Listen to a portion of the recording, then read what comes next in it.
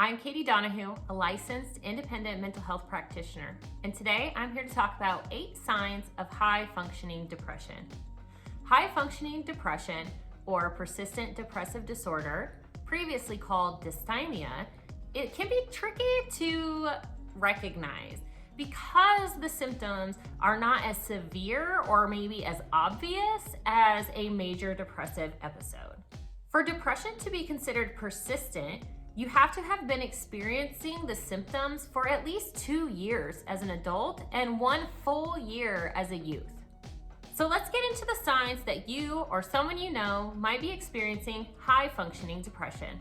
Persistent feelings of sadness, hopelessness, or emptiness. We all experience these feelings at some time or another throughout our life, but if you have a persistent and ongoing feelings of sadness, emptiness, or loneliness, it might be a sign that you're suffering from high-functioning depression. Loss of interest in activities that used to bring you pleasure. When a person experiences ongoing depression, they tend to find that they have little energy or interest in pursuing activities they once found enjoyable. When you struggle to function in day-to-day life, just getting up and getting ready to go to school or work can take all of your energy. This can leave you with very little interest or energy left to spend socializing or engaging in activities. Decreased energy and difficulty with motivation, it can seem to go hand in hand with loss of interest.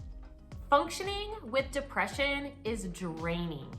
If you have difficulty motivating yourself or finding energy to do day-to-day things, you may be suffering from depression. And when this struggle lasts for a really long time, it's likely that you're struggling from an ongoing, persistent depression. Changes in sleep pattern or appetite. Eating and sleeping are everyday occurrences and they vary from person to person.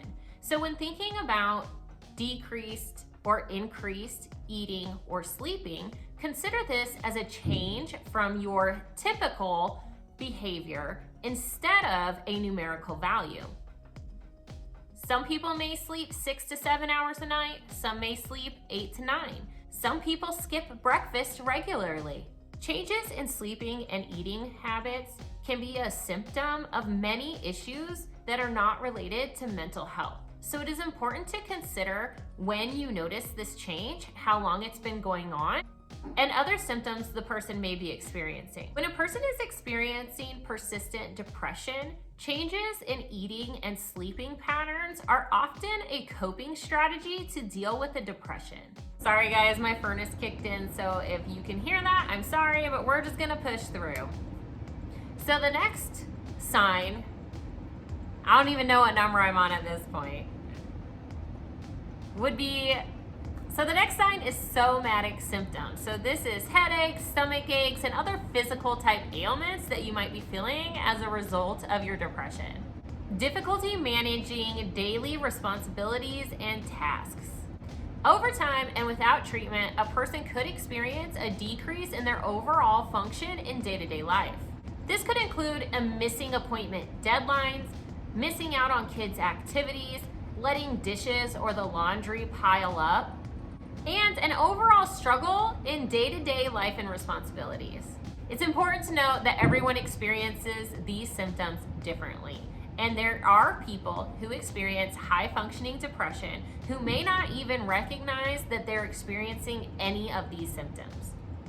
If you are concerned that yourself or a loved one is suffering from high-functioning depression, please seek help. If you're watching this video and you're thinking, oh, that's me, I recognize that in myself, it might be a good idea to reach out to a mental health professional and get a full assessment. Persistent depressive disorder is treatable, and often with interventions like talk therapy.